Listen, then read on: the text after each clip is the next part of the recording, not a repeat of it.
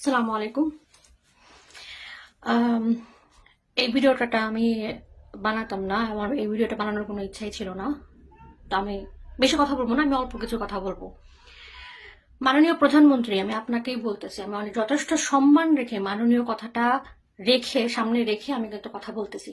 মাননীয় প্রধানমন্ত্রী, আপনি যে সন্ত্রাসযজ্ঞ চালাইতেছেন, যে সন্ত্রাসযজ্ঞ চালায়া আপনি যদি মনে করেন যে আপনি দেশ কন্ট্রোলে নিয়ে আসবেন, দেশ আপনি শান্ত করতে পারবেন, তাহলে আপনি কিন্তু বিভ্রান্ত হচ্ছেন, ভুল।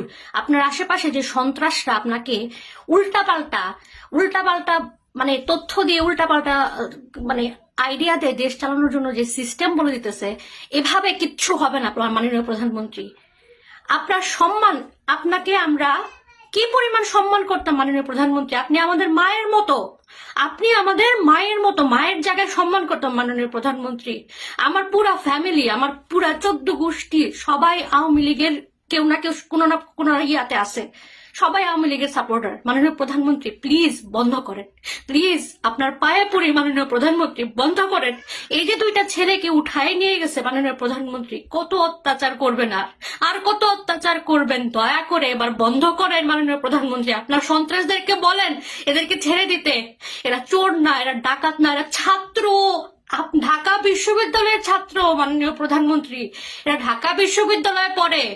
দয়া করে এদেরকে ছেড়ে দেন, প্লিজ আপনি এদেরকে ছেড়ে দেন মাননীয় প্রধানমন্ত্রী। আর আর নিতে পারতেছি না, আমরা অসুস্থ হয়ে যাইতেছি, আমরা যারা দেশের বাইরে আছি মাননীয় প্রধানমন্ত্রী, দয়া করে আপনারা ওদেরকে ছেড়ে দেন।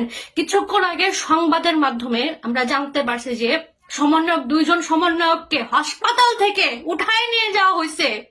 মাননীয় প্রধানমন্ত্রী, দেশের মানুষ আর ঘরে বসে থাকবে না, সবাই রাস্তা নেমে আসবে। সবার কারো না কারো সন্তান মারা গেছে।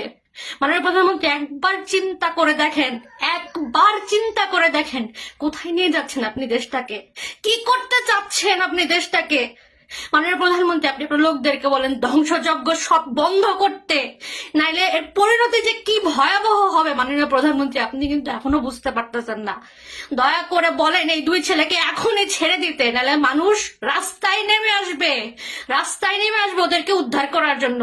আর আমি জনসাধারণকে বলতেছি, আপনারা আর কেন ভয় পাইতেছেন, কিসের জন্য ভয় পাইতেছেন? ঘর থেকে উঠায় নিয়ে যাইতেছে, কালকে আপনাকে নিয়ে যাবে, কালকে আমাকে নিয়ে যাবে। দয়া করে এটার প্রতিরোধ গড়ে তোলেন।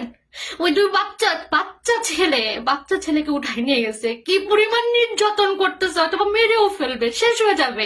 কার জন্য করতেছে? কার জন্য করতেছে? আপনার জন্য করতেছে, আমার জন্য করতেছে, নেক্সট প্রজন্মের জন্য করতেছে। আমি বিদেশে আছি দেখে কি, আমি দেশের বাইরে আছে দেখে কি আমার কোনো ইয়া নাই, দেশের জন্য কোনো মায়া নাই? আমার আছে, অন্য কারো না থাকলেও আমার আছে।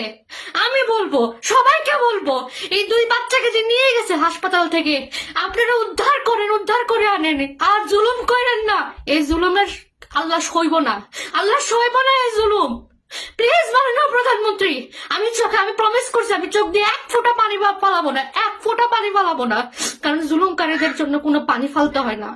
দয়া করে মাননীয় প্রধানমন্ত্রী, আপনি শোনেন, আপনি আমাদের কথা শোনেন, আপনি আমাদের কথা শোনেন। আপনি আমাদের বাচ্চাদেরকে মেরে ফেলছেন মাননীয় প্রধানমন্ত্রী, শোনেন মাননীয় প্রধানমন্ত্রী, আপনার সন্ত্রাসদেরকে এখনই থামতে